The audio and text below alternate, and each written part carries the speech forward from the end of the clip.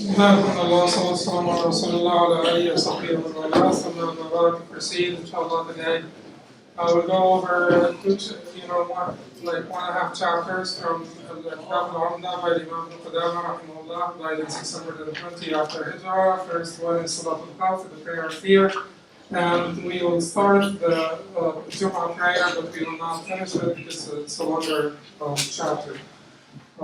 Before I start, one thing that I actually forgot to address in the last session, or when we were talking about Rida, is that make sure that you're not seeking Rida for Rida. You're not seeking contentment for contentment. You're not seeking contentment for your own self-gain or for your own pleasure as the final or the end goal. It is not the final or end goal. Sometimes you may give up some of your internal peace or inner peace for the sake of Allah subhanahu wa ta'ala. Rida is not basically spiritual intoxication. It is not meant to be a spiritual coma or spiritual intoxication where you become indifferent, where you stop to seek justice for yourself and for the rest of the people. It is not meant to be this. The China, it is just a phase, a station on your way to the final goal. And the final goal is the Rida of Allah, not your Rida. The final goal is the pleasure of Allah, not your pleasure. You see, when the people of Jannah, when Allah subhanahu wa ta'ala says to the people of Jannah, would you like something better than what I have given you? And they say to him, what could ever be better than what you have given us? He would say to them, أُحِلُّ عَلَيْكُمْ رِضْوَانِي فَلَا أَسْخَطُ عَلَيْكُمْ بَعْدَهُ أَبَدًا. I will, to bestow my ridwan, my rida, my pleasure, grant you my pleasure, bestow you my pleasure on you, and thereafter I will never be displeased with you. And that is basically the end goal, not the ultimate goal, ultimate achievement. It's not even the Jannah itself. When you get to the Jannah, that is what you will be told. That is the final goal. When Allah subhanahu wa ta'ala tells you this, once you've heard this from Allah subhanahu wa ta'ala, then you know that you have basically reached your final destination, and this is it. This is the complete fulfillment of the journey. When you hear these words from Allah subhanahu wa ta'ala, may Allah make us all of those who will hear them. Then Salat, our talk today is about the prayer, fear, Salat al-Khawf, and Salat al-Jumu'ah. First, Imam Qudamah started with Salat al-Khawf, a chapter on Salat al-Khawf. He said, وَتَجُوزُ صَلَاةُ الْخَوْفِ عَلَى كُلِّ صَفَةٍ صَلَّاهَا رَسُولُ اللَّهِ sallallahu alaihi wasallam. The prayer of fear is permissible in any form in which it was conducted by the Messenger of Allah sallallahu alaihi wasallam. Imam Ahmad said that there are 6 different forms to perform Salat al-Khawf, and he sanctioned all 6 forms. Some of his disciples sanctioned 5 of them. In the Hanbali books they mention all the 6 forms, but it is not necessary for us, and that is why Imam Qudamah mentioned one of the sanctioned forms, because basically we have 2 conditions. We have intense fear and not that intense fear. So in the cases of just mild to moderate fear, then it is prescribed for the one form will be prescribed. And then in the case of intense fear, the people are praying in whichever form they can pray. In whichever form they can pray. But what did he choose for the cases of mild to moderate fear, where you're not afraid of the enemy, where you're not engaging the enemy, or the enemy is not engaging you at the moment or at the time you are praying? He said, وَالْمُخْتَارُ مِنْهَا أَنْ يَجْعَلَهُمُ الْإِمَامُ طَائِفَتَيْنِ طَائِفَةٌ تَحْرُسُ وَالْأُخْرَى تُصَلِّي مَعَهُ رَكْعَةً. The preferred way is for the Imam to divide them into 2 groups. One group guards, طَائِفَةٌ تَحْرُسُ وَالْأُخْرَى تُصَلِّي مَعَهُ رَكْعَةً. while the other one prays one rak'ah with him. فإذا قام إلى الثانية نوت مفارقته وأتمت صلاتها. And so when he rises for the second rak'ah, that group should intend to stop following his leadership and they complete their prayer. Okay. وأتمت صلاتها وذهبت تحرس, and then they go to guard. وجاءت الأخرى, and the other one would come. فصلت معه الركعة الثانية, they would pray with him the second rak'ah. فإذا جلس للتشهد قامت فأتت بركعة أخرى.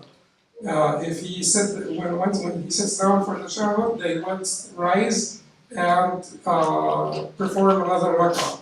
وينتظرها حتى تتشهد ثم يسلم بها. And he would wait for them until they finish the tashahhud, then he makes taslim with them. Okay, so this is how they basically prayed when the enemy was in front of them. They were not afraid of being ambushed by the enemy. The enemy was not behind them. The enemy was in front of them, and there was like a reasonable distance between them and the enemy. They lined up facing the enemy. And the Imam led them in prayer, and they divide themselves into two groups. One group started, the prayer is 2 rak'ahs only. So one group started with the Imam. Everybody's praying 2 rak'ahs, including the Imam. The Imam is praying 2 rak'ahs, everybody's praying 2 rak'ahs. But how will they do this? When they have divided themselves into two groups, one group will start with the Imam until he comes up from the first rak'ah to the second. Once the Imam came up to the second rak'ah, that first group who's praying with him, they have the other group behind them watching the enemy.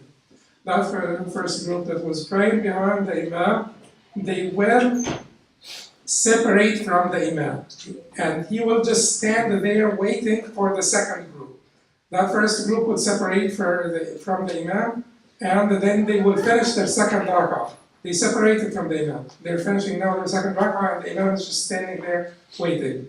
They finish to their second rak'ah, they move to the back, and the guards come to the front and pray with the Imam the second rak'ah. When they join the Imam proceeds with his second rak'ah, and then the Imam sits down. How many rak'ahs the Imam prayed now? 2. This group, how many rak'ahs they prayed? 1. The Imam stays like he stayed, the second rak'ah, the beginning of the second rak'ah, now he's staying until this group goes up and perform their second rak'ah, and then they go down, and then they make the taslim with the Imam. And that's it. So this is the form. This is in the lack of intense fear of fearing to be ambushed or if they're engaging the enemy. Then he will come back to say that if they are afraid, and if they are engaging the enemy, then they just pray in whichever form. Even if you pray on the back of your horse, it does not mean that you're prostrate on your horse like this because you're going to be done. Once you've done that, you're done. It means that you attunement, like it's a hint, sujood by hinting, so ruku' by hinting. So even if you do this to hint ruku' and you do this to hint sujood, that's it. That's all you need to do.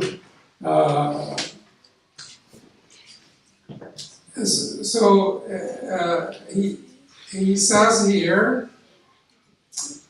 وإن اشتد الخوف صلوا رجالا وركبانا إلى القبلة وإلى غيرها يومئون بالركوع والسجود. If the fear escalates considerably, they pray walking or riding, facing the qibla or not. They nod for the bowing and the prostration. وكذلك كل خائف على نفسه. Likewise, anyone who fears for himself. يصلي على حسب حاله.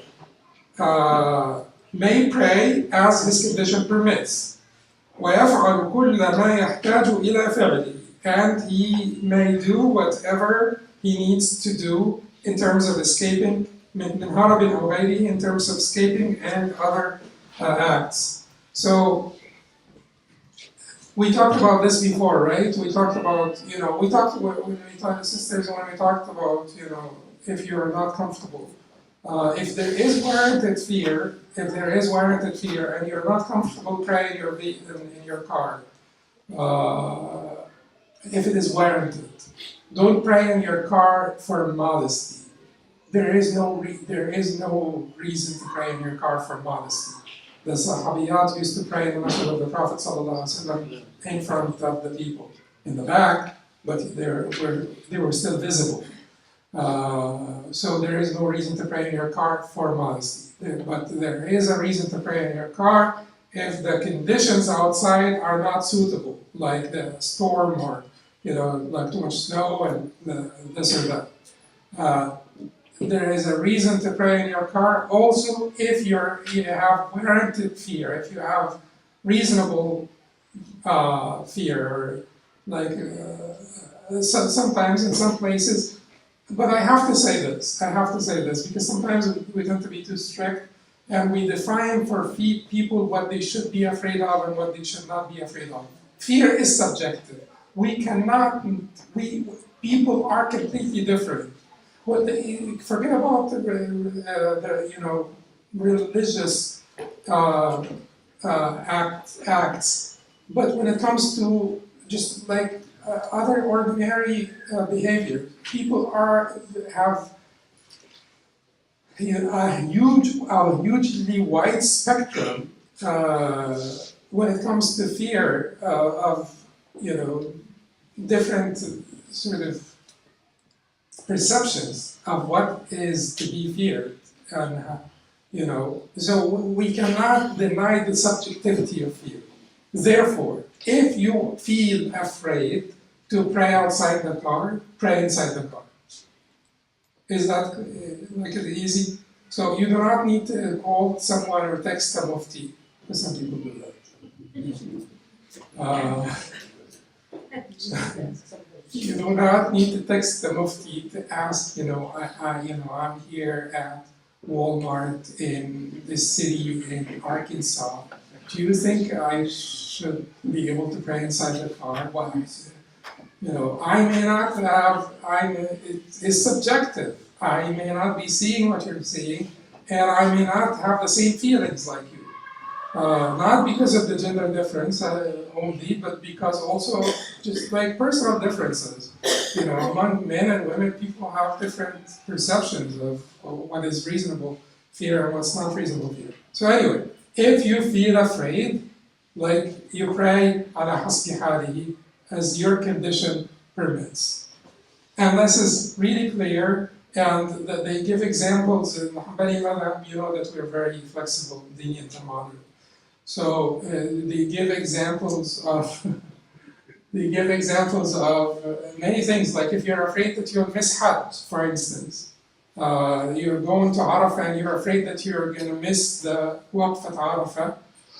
You pray Salat al-Khawf because you're afraid of missing Hajj and it causes harm to you to miss Hajj. You pray Salat al-Khawf, meaning that you pray in your vehicle, you pray on your mount, like in whichever direction it takes you. And that is al-Mu'tamad, that's authorized you in the madhab. So we're not trying to basically, we're not circumventing the Sharia. The Sharia does have enough flexibility, does have enough ease for people to practice without harm and without hardship. Okay. Now there are so many things that we can learn. Salat al-Khawf, it's a very small chapter and very simple. And there are so many things that we can learn from Salat al-Khawf. One of the things that we can learn from Salat al-Khawf is the importance of Salah. Absolutely, because if you're engaging the enemy and you're still required to pray, and if you're not too far down, the enemy will smite your neck, and you're still required to pray, but you're told, okay, just do as much as you can.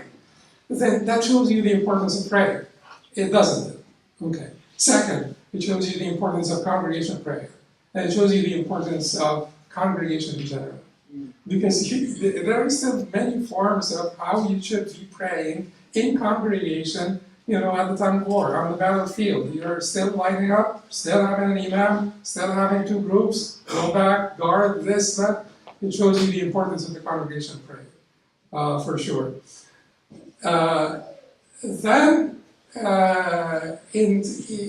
what we could learn also from Salat al-Khawf, Allah subhanahu wa ta'ala says in Surah An-Nisa, وَإِذَا كُنْتَ فِيهِمْ فَأَقَمْتَ لَهُمُ الصَّلَاةَ فَلْتَقُمْ طَائِفَةٌ مِّنْهُمْ مَعَكَ وَلْيَأْخُذُوا أسلحتهم فإذا سجدوا فليكونوا من ورائكم وتأتي طائفة أخرى يصلوا فليصلوا معك وليأخذوا حذرهم وأسلحتهم ود الذين كفروا وتغفرون عن أسلحتكم وأمتعتكم فيميلون عليكم ميلة واحدة ولا جناح عليكم كذا بكم هذا من المطر وإن كنتم مرضى أن تضعوا أسلحتكم وخذوا حذركم إن الله عض الكافرين عذاب المهين.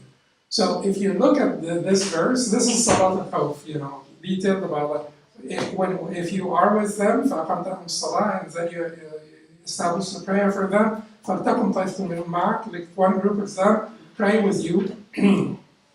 فَلْتَقُمْ طَائِفَةٌ مِّنْهُمْ وَلْيُصَلُّوا مَعَكَ, pray and rise and pray with you, and let them take their arms with them. فَلْيَأْخُذُوا أَسْلِحَتَهُم فَإِذَا سَجَدُوا, when they prostrate, فَلْيَكُونُوا مِنْ وَرَائِكُمْ, let the other group be behind you, watching the enemy.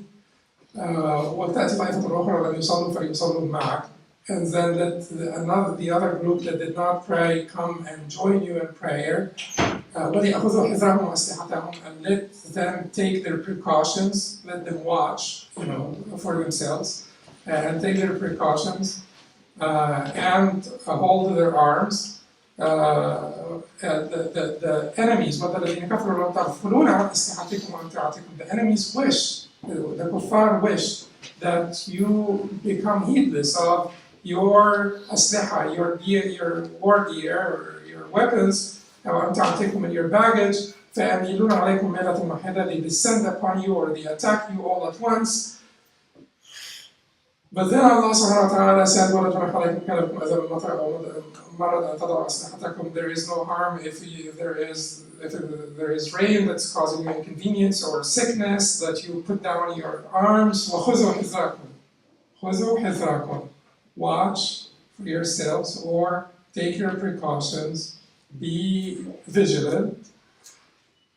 What does that say to you? In terms of now they are sick. They're fighting for the cause of Allah. They're sick, they're tired, and Allah is telling them, watch your back. Don't be neglectful, and don't just count on me watching your back for you. Because if I violate, keep in mind, Allah subhanahu wa ta'ala is teaching us, if I violate my universal laws for you, if you're basically guaranteed that I watch your back, then the entire test is void. There is no test anymore.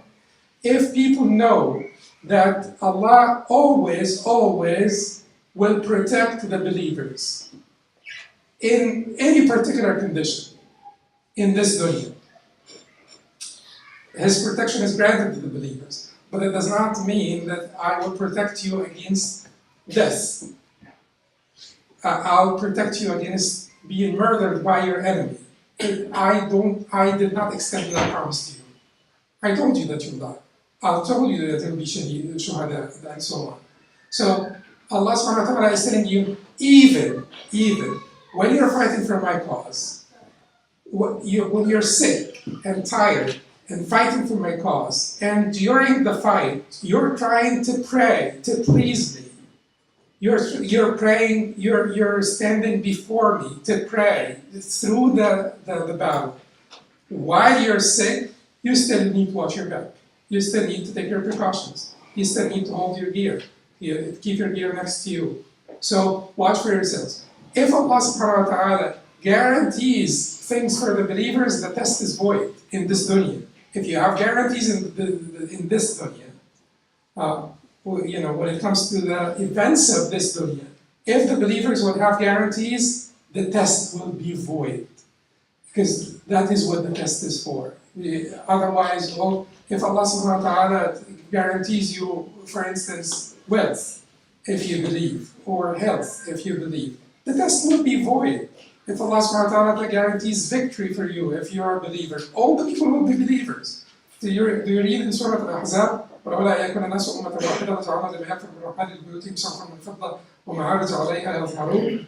You know, had it not been that all the people would be one nation of believers, we would have, or disbelievers, we would have given the disbelievers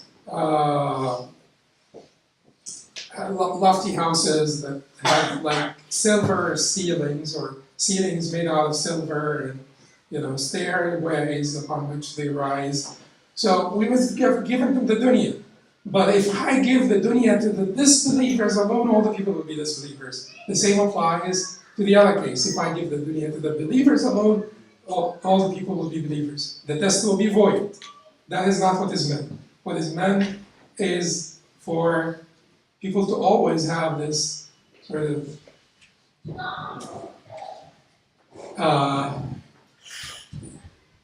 to always have to work for certainty, to always have to work for faith and for certainty, because that is what this is about. Otherwise, there will be no test. So these are all different things that we learn from Salat al-Khawf, the importance of Salah, the importance of the congregation prayers, and the arrangements of Salat al-Khawf. It teaches us the importance of engaging the causes, the proper causes, and not counting on being believers, just for things to work out for us, because they will not work unless we engage them the way Allah subhanahu wa ta'ala meant for them to be engaged, the causes that He created.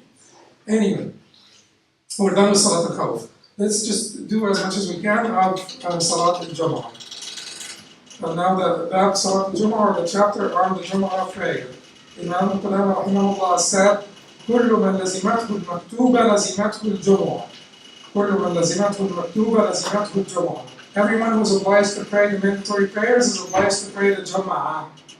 Everybody who is obliged to pray the mandatory prayer is obliged to pray the Jumu'ah. So that means what? All adult sane Muslims. All adult sane Muslims. Now the exceptions. But the default is all adult sane Muslims are required to pray the 5 daily prayers. They are required to pray Jumu'ah as well. Let's have the exceptions. First one, إذا كان مستوطنا ببناء. If he is a resident in a permanent dwelling, as opposed to tents, for example. You know, مستوطنا ببناء, it is permanent dwellings. Anything. It doesn't have, we're not talking about the material itself of the bina, but this is, he's not living a nomadic life. Not a nomad. No nomadic life. People who are living a nomadic life out in the desert, you know, and so on, those people are not required to pray Jumu'ah. They are not required to pray Jumu'ah. So you are a resident, permanent dwelling, and if the distance between him and the masjid is 1 farsakh or less, the distance between him and the masjid is 1 farsakh or less, 3 miles or less. What does the Imam ibn Qudamah mean here? Because he explained what he meant in al-Mughni. He talked about this, and he said that Imam Ahmad explicitly said that this applies to people outside of town. All the people that are inside town, this is the town, and keep in mind, we're going to go back to what the definition of town, and city and stuff. I'll miss the town, one town, this is the town. If you live here, outside of town, and the distance between you and the masjid is 1.5 farsakh, you're not, Jumu'ah is not required of you. You live here, and this is the masjid, and the distance between you and the masjid is 1.5 farsakh. Jumu'ah is not required of you. If you live here, and the distance between you and the masjid is 6 farsakhs, Jumu'ah is still required of you, because you are still in the Misr. You are in town. You're not outside of town. So that distance thing is about people who are outside of town.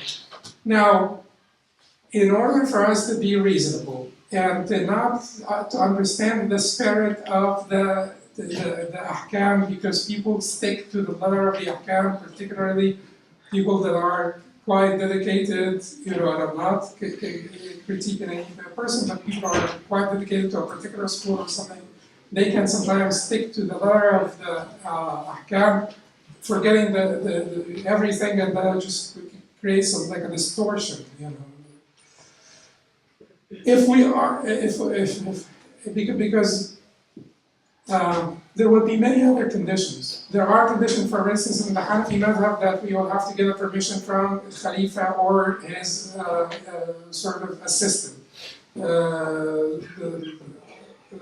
There are conditions that the masjid has to be a place where there is a hakim and there is qada and there is, that sort of thing. But if we want to understand the spirit, Imam Ahmad said, Imam Ahmad said, if he is inside town, then it doesn't matter the distance. But part of the explanation that Imam Ahmad provided is that it is unlikely for one town to be wider than 1 farsakh, wider than 3 miles. So it is rare, it's inconsiderable. Rare, inconsiderable. Which town is wider than 1 farsakh? Rare, inconsiderable. But in our times, a lot of towns are wider than 1 farsakh. 1 farsakh is nothing in our times. Well, many towns are wider than 1 farsakh. Then we are stuck here. Then someone can basically adhere to the 1 farsakh, and someone can adhere to, no, this is 1 town. So wherever you are, even if you're 25 miles away, even if you're in Houston and you can, from one side of Houston to the other side, so you can travel for 48 miles or more. But what we have to say, if you are within a reasonable commute from the masjid, we have to say if you are within a reasonable commute from the masjid, then the salah will be obligatory on you. And then we should start to define what a reasonable commute is. And sometimes it will be subjective, because also there was subjectivity. When the fuqaha talked, they did not cite a hadith for everything. There is no hadith that says 1 farsakh, and if you're outside the town, it is 1 farsakh. If you're inside the town, then it doesn't matter whether it is 1 farsakh or more. But if you are within a reasonable commute from the masjid, then the Jumu'ah is obligatory on you. That is what is meant here. If you are within a reasonable commute from the masjid, then the Jumu'ah is obligatory on you. Let me finish, and then because I only have 15 minutes. But he says here, إلا المرأة والعبد والمسافر والمعذور بمرض أو مطر أو خوف وإن حضروها أجزأتهم وإن لم تنعقد بهم إلا المعذور إذا حضرها وجبت عليه وانعقدت به. Okay. إلا المرأة والعبد والمسافر والمعذور بمرض. Exempted are the woman, the slave, the traveler, and one who is excused because of sickness, rain, or fear. The one who is excused because of sickness, rain, or fear. So here are the exemptions. Women are not required. They are allowed. The houses of Allah subhanahu wa ta'ala, do not forbid the slave girls of Allah subhanahu wa ta'ala from the houses of Allah.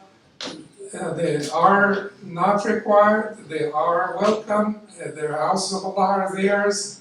They should have enough equal sort of right to the houses of Allah, but they may use it when they desire, because Allah subhanahu wa ta'ala lightened this burden on them because they have other burdens. And if you had just given birth to like a little newborn, you cannot really run out 5 times a day to the masjid to pray and leave your kid. And things of that nature, not necessarily just this particular scenario, but things of that nature. If you're like doing anything, you may be, it may be too hard to make it a requirement, but they are welcome and they have equal right to the masjid, as the Prophet ﷺ said. So, إِلَى الْمَرْأَ وَالْعَبْدَ and the slave because they're always busy, like taking care of their master's needs, but it's controversial whether it's required of the slave to pay Jumu'ah or not, and it is required of his master to allow him to pay Jumu'ah. Therefore, whenever it is controversial, then we say, what? Then it is certainly better to do it, for the master to allow him and for him to perform it, because it's controversial. Well, Musafir, the traveler does not need to pray Jumu'ah. Does not need to pray Jumu'ah, but if he prays Jumu'ah, then it would be sufficient, and he does not need to pray Dhuhr. But he does not need to change his course to pray Jumu'ah. If he's passing through a town and if you pray Jumu'ah, that is fine. He does not need to, but it is fine. You can pray it. If he has intended to reside more than 4 days in that town, then he should pray the Jumu'ah. But in the Hanbali madhab in particular, he cannot be the Imam. So all of the people who travel to give Jumu'ah prayers. In the Hanbali madhab in particular, he cannot be the Imam because he's himself. But for the majority, he can be the Imam. So be flexible about these things. Just don't. So for the majority, he can be the Imam. وَالْمَعْذُورُ بِمَرَضٍ, and the one who is excused because of sickness, أو مطر, rain, أو خوف, fear, he's afraid of going to a Jumu'ah for himself, for his family, for his property. وَإِنْ حَضَرُوهَا أَجْزَأَتْهُمْ, if they attended, it will become, it will count for them. But it does not become valid by their presence. What does he mean by it does not become valid by his presence? Because he will come back and tell you that there is a quorum for Jumu'ah. In the Hanbali madhab, there is a quorum for Jumu'ah. We may not be able to discuss this today, but next time, inshallah, we will discuss the quorum for Jumu'ah. Hanbalis and Shafi'is, 40 is the quorum. Less than this, you have no Jumu'ah. Hanafis, 3 plus the Imam, according to the stronger position, 2 plus the Imam, according to another position. Then you have, 2 plus the Imam is according to another position, the Hanafi madhab, and Ibn Taymiyyah, and a report in the Hanbali madhab. And then you have 1 plus the Imam, which is the position of some scholars as well, like Ibn Hazm, for instance. And Nakhai before Ibn Hazm, Shawkani. So they say that the quorum is the quorum for Jama'ah. Quorum for Jama'ah is quorum for Jama'ah because there is no hadith to say that the quorum for Jama'ah is any more than this. We will discuss this next time. But that is why he's saying that it will not be valid by their presence. Because if you have, if you have 35 people from town, and then you have 6 from outside of town, it does not become valid by them. If you have 35 people from outside of town, and you have 6 that are sick in addition to them, you have 41, right? It becomes valid by the sick. It becomes valid by the sick. And it becomes valid by al-ma'zur bi-khawfin aw matar. If someone who had an excuse to not come to Jumu'ah because of rain or because of fear made it, or sickness or anything, and 6 people with these excuses made it, it is valid. But it does not become valid by 35 men and 6 women, 35 men and 6 travelers, 35 men and 6 slaves. Although, alhamdulillah, where you don't have slaves anymore, I'm just explaining what Imam Qudamah is saying. So that is what that's what he's trying to say here. إلا المعذور إذا حضرها وجبت عليه وانعقدت به, he said, except for, as for the one who is excused because of sickness, rain, or fear, if he attends, then it becomes obligatory on him and also valid by his presence. So then Jumu'ah is obligatory on all men that are living in town while they are residents in town, and there is a masjid in town that is within a reasonable commute from them, then they must come to the Jumu'ah. When will those men that are residents in town be excused if there is rain or fear or sickness? That is when they are excused. For women, they are not required to come, but they're always welcome to come, and it will count for them, and they don't need to pray Dhuhr or anything because it just replaces Dhuhr for them. Let's take one of the conditions and then defer the rest of the conditions because we still have 10 minutes. So let's, Afnan, did you have a question before you? I'm gonna have Hassan's been asking afterwards. Okay. Sorry. I understand. So, well, let's take one of the conditions, and then the rest of the conditions will defer until next time. Conditions of the validity of Jumu'ah: فعلها في وقتها، ومن شرط صحتها فعلها في وقتها في قرية، وأن يحضرها من المستوطنين بها 40 من أهل وجوبها. The conditions of its validity: doing it on time in a village, being attended by 40 of the residents therein, meaning in the village, who are obliged to pray it. We will take only the waqtiha, doing it during the prescribed time. What is the time of Jumu'ah? Okay, if you're Hanafi, Maliki, or Shafi'i, or you take the Hanafi, Maliki, or Shafi'i position in this particular issue, the time of Jumu'ah is like the time of Dhuhr. Jumu'ah, the time of Jumu'ah for the Hanafis, Malikis, and Shafi'is is the time of Dhuhr. What is it for the Hanbalis? It's the time of Eid. It starts from the time of Eid. What is the time of Eid?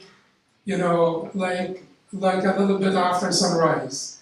From a little bit after sunrise all the way to us, we can pray Jumu'ah anytime we want.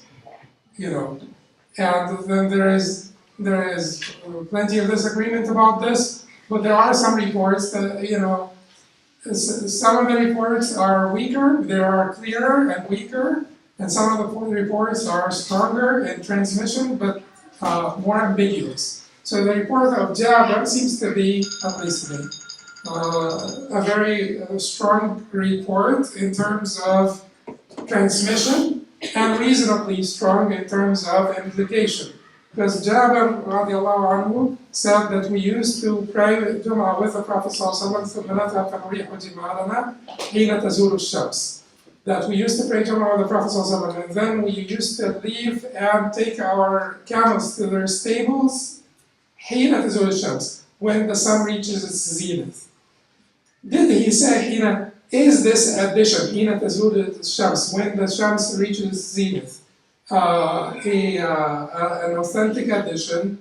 Did he mean that we used to pray Jumu'ah حين تزول الشمس, but he just put وثم نذهب فنريح جمالنا in the middle, then we take our camels to the stables in the middle, like we used to pray Jumu'ah with the Prophet ﷺ, and then take our camels to the stables حين تزول الشمس, when the sun reaches its zenith? Does this refer to pray Jumu'ah with the Prophet ﷺ? But there are many other reports from, you know, that were established from other Sahaba as well, that they pray Jumu'ah before the sun reaches its zenith. And they did also the same during the time of Abu Bakr and Umar, based on some controversial reports. Anyway, there is ambiguity. Yes, there is ambiguity. Do you expect that the scholars, particularly the Mujtahideen, will disagree on any matter if there is no ambiguity, if it's clear like the sun in the middle of a summer day? Would they disagree? Because scholars of this eminence, of this stature, they don't disagree on, you know, the sort of like, you know, basic stuff. They don't disagree on clearly clear stuff that has no ambiguity whatsoever. Why would they disagree? Once there is disagreement, there will be some ambiguity. Yes, there is some ambiguity here, but we believe that the Hanbali madhab makes it, the Hanbali madhab is founded in proofs, and the Hanbali madhab makes it much easier for people, particularly in our conditions. Now, this idea of it has to be in a qarya, or it has to be in a village, or it has to, the Hanafi madhab adds more conditions to the Jumu'ah. And there has been fatwa from some of the, good Hanafi scholars, particularly in South Africa, about, how it is completely unacceptable to establish Jumu'ah in the prison system, or to pray Jumu'ah inside the prison. Yes, technically speaking, you may be right. You may have a superior argument technically. Technically, you may have a superior argument, because if you go back to the textbooks, if you go back to what the scholars said, technically speaking, you may have a superior argument.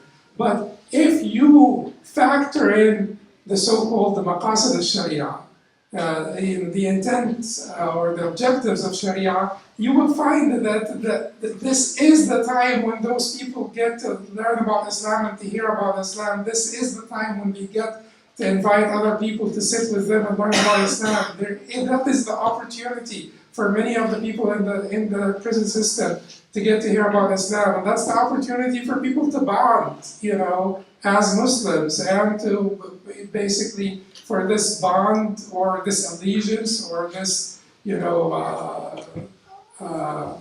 relationship to develop.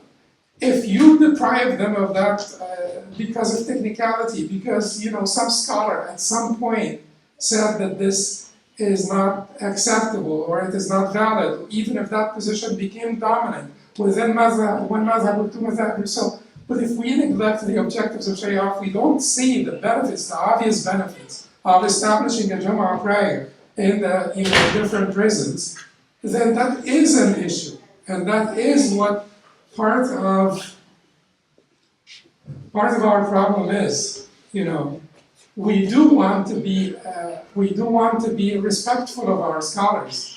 We do want, however, to understand that the world has become very different, and there are times when there is a conflict between the letter of between technicality and the objectives of Sharia. There is a conflict that has to be resolved. There is a conflict that has to be resolved between the foundations and the principles of fiqh and the detailed rulings of fiqh. There is a concept. Sometimes you either have to basically favor the principles or the detailed rulings. And if you favor the detailed rulings, you will lose sight of the principles, you will lose sight of the objectives of Sharia, and you will cause tremendous harm. Can you imagine if we just tell the people, write to the prison systems, you don't have to worry about giving them time for Jumu'ah prayer, because this is invalid in Islam, and it's actually a bid'ah, and what they're trying to do here is completely false. It's like falsehood. That is unbecoming of any faqih. Or, that is not to say anything about any faqih, but that is inappropriate in our times. Let me change my phrasing. That is inappropriate, extremely harmful. We'll have 5 minutes for people to leave, and then we'll have questions and answers.